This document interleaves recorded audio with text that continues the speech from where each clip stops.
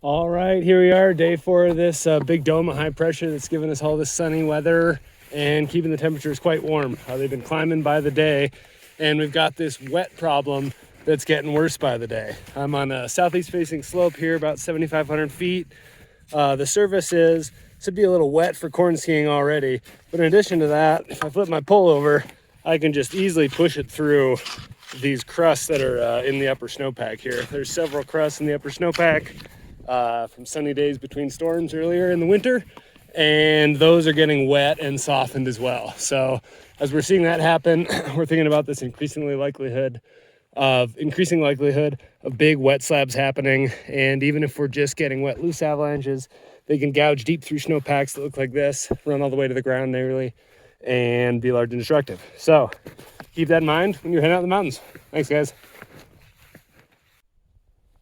All right, so it's 1:30. We're at about 8,500 feet near Dollarhide Summit over there. You can see the debris from that really big avalanche that we're going to check out in a bit here down there. Just absolutely nailed the road. But what we're looking at right here are wet snow issues. I'm doing column tests, and I'm seeing propagating fractures on these layers of wet snow, which is stability tests kind of fall apart when things get wet. But even here, I'm getting propagating fractures. We can see at the snow surface just tons of, you can see the visible water that's getting pumped into the snow. As it comes down, it's finding these crusts and it's wetting these crusts. You can see this absolutely saturated snow in a lot of places associated with these crusts. Going down, we got another layer here, just absolutely wet, gooey, saturated snow.